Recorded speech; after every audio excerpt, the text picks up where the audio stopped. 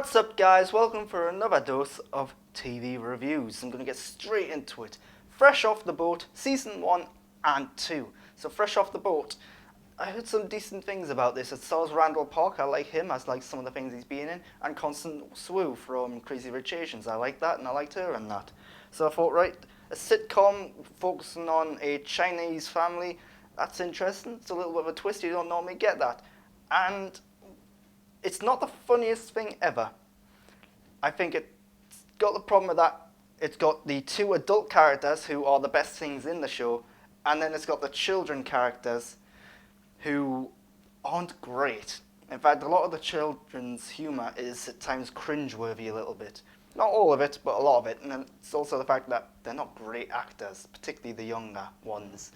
But the two adults are great. I like them. I like the way that this show is educational. I don't know a lot about Chinese culture or background and so on, so I feel like this show is introducing a lot of the stuff to here, and I'm like, oh, I didn't realize that. I didn't know all this stuff. Maybe it is drawn on stereotypes here or there, I don't know. But it's pretty well written. Again, not the funniest thing ever, but it's got the good character dynamics and relationships in there, and good satire in there, exploring what it is to be like a Chinese immigrant living in America. So yeah, not the best comedy ever, but worth a watch. It's interesting, at least. Orange is the New Black, Season 7. So Orange is the New Black. This is the final season of Orange is the New Black. This is one of the greatest shows ever made, I think. I like this show way more than most people seem to, and I don't really know why that is. But yeah, I love Orange is the New Black. Even when it was at its worst, which was like season 5, I still thought that was a good season of TV. So season 7 is the final season, so it's got the big problem of that. It's got a huge cast now, and it's got to try and give everyone some sort of closure and wrap things up. And it does a pretty good job of it, which is saying something. The quality of the season reminds me a lot more of the quality of the earlier seasons as well. It feels like one of the earlier seasons. Piper is now out of prison, so her storyline's completely focusing on, now that she's out, how does she get acclimated to what is essentially her new life? She's not the same as she was before she went in. She's not the same as she was when she was in. Now she is very much a different person. She's got to get to come to terms with that. And there's also the fact that the love of her life is in prison still. How does she manage him with that? So I think it does a good job of dealing with that and making Piper much more of a central character again. This is a comedy drama. This is probably one of the least funny seasons, to be honest, but that's not a bad thing at all. But there's a lot of big drama stuff in here, particularly towards the end when you start to get closure for some of these characters. There are some really good character moments, and I'm going to speak about the ending now specifically. I'm not going to go into spoilers, but the final episode is great. The way in which it looks at each character, some of which are a little surprising. You might not expect certain characters to pop up here and there. Not getting into spoilers or specifics here, but almost every character you've loved throughout the show gets some sort of final like send-off or piece of closure. So yeah, the problem is half the characters are in prison. How do you give them some sort of closure? It's simple, just let us see what they're up to, and it does a good job of that. There's also the big running storyline this season is the whole ICE or ICE with the immigration stuff. And I think it works its way pretty well into the show. It feels very relevant, very topical right now. And yeah, there are some good moments in there, particularly when they're introducing new characters this season, specifically in that storyline. And by the end of the season, you relate to these characters, you like these characters. So that's impressive. Orange is the New Black Season 7, going down as one of my favourite shows of all time. I loved it. Sticking with the prison theme, Wentworth Season 7, often compared to Orange is the New Black Season 7. Well, Orange is the New Black as a whole. So, here's the thing. When Wentworth started and when Orange is the New Black started, they were both kind of similar things. Orange is the New Black, way more comedy drama, while Wentworth is way more darker, grittier soap opera in a prison, essentially. And that's exactly what I would define Wentworth as now. It's essentially just a soap opera in a prison. The storylines are increasingly getting a bit more ridiculous, a bit more silly. They're constantly coming up with twists and turns. the best thing I can say is that it's still a really well-made, enjoyable, fun, I use the word fun loosely, show to watch. So while it's not the best show ever made, it is a show that makes you want to find out what's happening next. It is a show that's got some good characters in there with good storylines, even though you've kind of just got to say, yeah. You just got to like ignore the fact that they are a bit ludicrous and a bit out there. But this season, only 10 episodes, shorter than every season except for the first one, which is also 10 episodes. I think this show suits 10 episodes better than 13.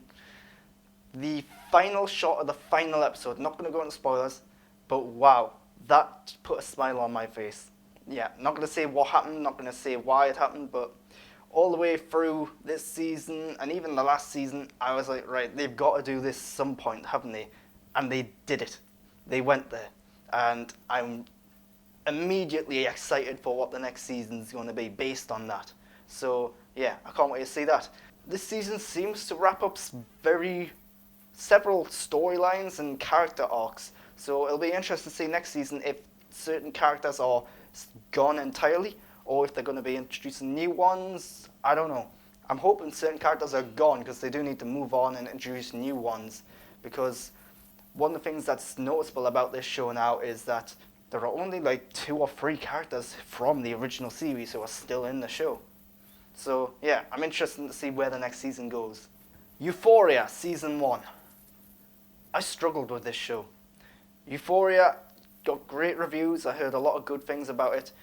And I sat down and watched it, and it feels like this show is trying to push buttons. It feels like the very first episode is deliberately trying to set the tone and mood of things and like saying, hey, if you don't like what you're seeing here, you're not going to like the rest of the show. Because the first episode is filled with graphic sex and nudity and bad language, drug use. It's depressing. It's really tough to watch. And then it kind of loses some of its edge as it goes on. Maybe that's just me becoming more acclimated to it and getting used to what's being on screen. But this basically is a show about teenagers in high school who are going around having drugs, having sex with each other. It's full on crass and vulgar, and it's definitely not for everyone. While I was watching it, I found many comparisons to 13 Reasons Why, but in comparison to it, while 13 Reasons Why was more about like depression and bullying, and it had like a much bigger, deeper storyline running through it, this one's much more about just individuals, characters getting along with each other or not getting along with each other, as is the case primarily. But yeah, this is a really tough show to watch because not a lot of stuff does happen, but there's no real like overarching story. In fact, it takes like 2 or 3 episodes before you actually get a sense of, right, this is what the show's about. Zendaya, the main character, brilliant. She is a really good actress, and I want to see more of her. There are, in fact, almost all the characters in the show are really interesting to some extent, but it's just weird how every single character is obsessed with sex. So there's like full-on graphic nudity and sexual content in this show, and it always feels like they trying to just be explicit for the sake of being explicit. I struggle to watch this. Not because I don't like this content, not because sex and nudity bothers us at all, I struggled to connect with it. It felt forced and unnatural. It's also the fact that again, the story didn't grip me until like 2 or 3 episodes in, at which point then I was like, yeah, I'm watching this. Agents of S.H.I.E.L.D. Season 6. So Agents of S.H.I.E.L.D. Season 6, a shorter season than past seasons, it's only 13 episodes long. This season had to deal with the fact that Phil Coulson is dead, but Clark Gregg, the actor who plays him, is still here. So the overarching story here, without going into too many details and spoilers, basically you've got half the crews out there trying to get Fitz back, and then you've got half the crew dealing with something else happening on Earth, which I'm not going to detail. Then you've got Clark Gregg showing up, looking a lot like Phil Coulson, and everyone's like, well, whoa, what the hell's going on here? I think the first half of the season is great. It does a good job of establishing mysteries and setting things up, but then as it starts to explain it in the second half, some of it's a bit head-scratching, some of it's like, yeah, here's what it is, just ignore it. And then it begins to get a little cringeworthy towards the end and some of the things it's doing. Without going into spoilers again, the final like confrontation at the end with the good guys and the villains is really just generic superhero stuff, and it feels like something that they could have done a better job at. Yeah, I was increasingly getting more and more disappointed with this as it went on, and I like Agents of S.H.I.E.L.D. quite a lot. So there is only one more season left, season 7 coming out next year. They have already filmed it. We know certain little things about it. I'm not going to go into details. I'm glad this show is ending now. Again, I like Agents of S.H.I.E.L.D. I've been a big supporter of Agents of S.H.I.E.L.D. even through the first season. I think now is the time for it to go. It's going to be a shame to see it go next year, but this season, not bad by any means. Still good, but I was just a little dissatisfied with the way in which it explained certain things that were happening. The answers to the mysteries weren't great, I didn't think. Mindhunter Season 2. So Mindhunter Season 2 is great. Really, really good. 9 episodes. It continues directly where the last season left off, and it's been like 1.5 to 2 years since the last season left off, so you're going to need to watch a recap, if not watch the entire first season again, to figure out what the hell's going on.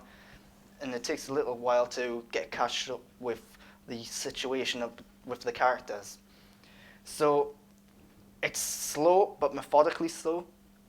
The first few episodes, it's dealing with the aftermath of the first season, and then it gets straight into what this season's all about, which is about the Atlanta child abductions, and there's a good central mystery in here. The first season was all about interviewing convicts and prisoners and serial killers, finding out what motivates them, why they did certain things. This season's all about using the research and information they've got to try and help them solve a crime. And I'm not going to go into details on whether or not they managed to do it successfully or not.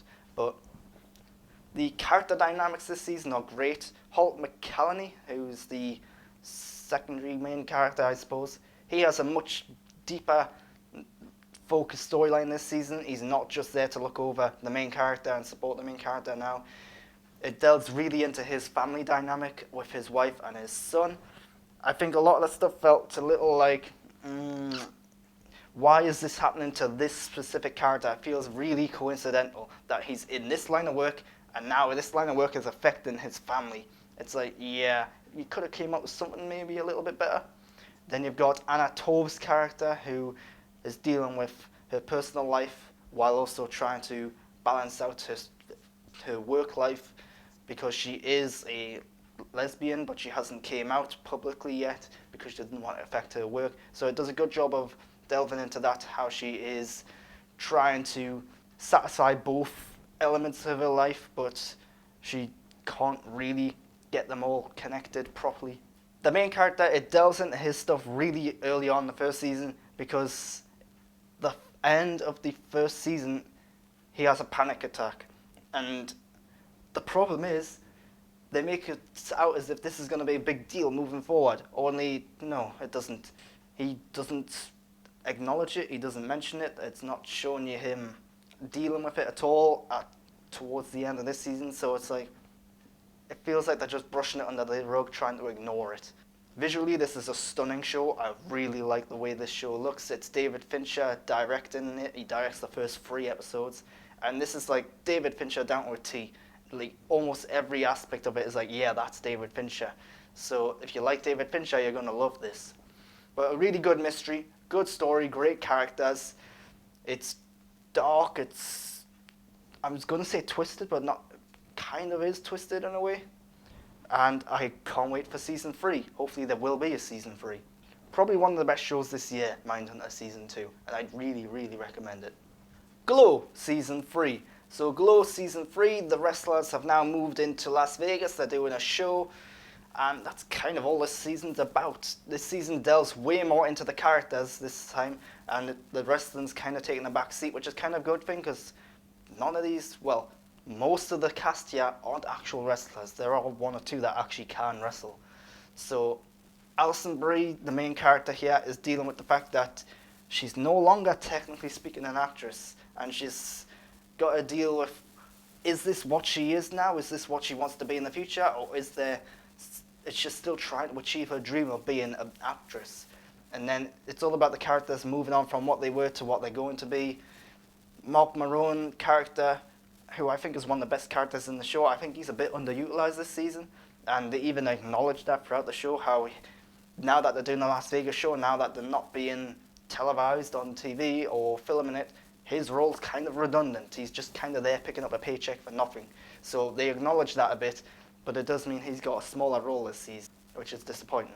The whole Las Vegas set, they seem to have built like an entire casino, it seems, and it's a really good set, good use of locations and colours. It's got a huge 80s vibe to it, which I like a lot. The costumes are fabulous, as you'd expect.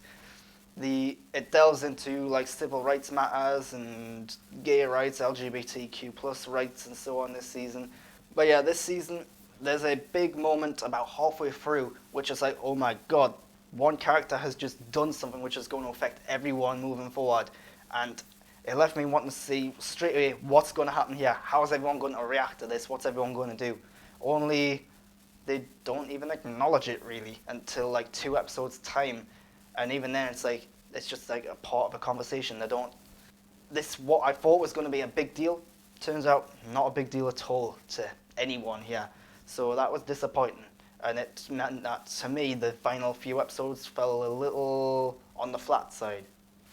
And Glow has always been a series on Netflix which has been at risk of getting cancelled. I think the only reason they've kept doing it is because of the reception and how important the show was to Netflix, rather than because of how successful it was in terms of viewers. So I wouldn't be surprised if it does get cancelled after this, which is going to be disappointing. I think there is a suitable ending here if it is the final season, but I don't think it's meant to be the final season. So yeah, if there's another season, great, because it's a good show. But yeah, this season I felt done a good job of exploring the characters, but when it came to the overarching story, it was a little on the disappointing side. Final show I'm talking about now is Archer 1999, also known as Archer Season 10. So this season in Archer, they've gone all sci-fi. They're paying homage to things like Star Wars and Alien, and it takes a couple of episodes, I think, to really get the gist of what they're doing this season. There isn't really an overarching story this season. It is them every episode doing like a different adventure, almost like what they were doing in the earlier seasons, but now they're in space. And there are some good, interesting sci-fi stories in here. The comedy is a little on the repetitive side now. They are doing the same kind of jokes about like alcoholism and so on, and it feels like they kind of need to add something new and add new dynamics in there. There's this one character who's constantly obsessed with just killing everyone and violence, and it's like, yeah, that's kind of been this thing for the character for several seasons now. Do something new with them, please. And then there's this other character who is just constantly vulgar and crass, and again, do something new with them, please. So the sci-fi setting doesn't exactly reinvigorate this series, not like it has in the past 2 seasons when they've gone into like Hollywood noir and the like Danger Island stuff. This feels like a little unnecessary. There's also the fact that the actual story of Archer has kind of been on pause for 3 years now because Archer's in a coma. I'm not going to say what happens, but this season finally addresses that issue. So I'm looking forward to see what's going to happen in the future, because originally this was going to be the final season, but then all of a sudden they've announced that they're still just continuing the show, so I'm really looking forward to see what's next. But the characters are still great and likable. I just wish they would do something new, and hopefully that is what's going to happen now moving forward. The animation's good, the voice acting's brilliant, the jokes are hit and miss at times. There's a great episode with Matt Berry guest starring in there. I think that's probably the best episode of the season. The second last episode I think is really good when it does present a really cool sci-fi story, and it's more about like they discover this weird object, they've got to study this weird object, and then weird stuff starts to happen. It's a bit like Event Horizon in a way. So that's kind of the best thing I can say about this season. The comedy's not great, but it is delving into science fiction topics in a pretty good, decent way. And that's all the reviews I'm going to talk about here today. And if you've liked this, give me a thumbs up, why not? Leave a comment and some feedback down below. Let me know what you thought of all these shows that I've talked about. Most importantly though, please subscribe. The more subscribers I get, the more content I can make, the better the content I can make. It'll help me grow my channel. Share this across social media as well. Let your friends know about it. That way they can come in, they can subscribe. More the merrier. And you can go on to Twitter and Instagram, follow me at _Grant Burton if you want. I do post things regularly there. So yeah, until next time, thanks for watching.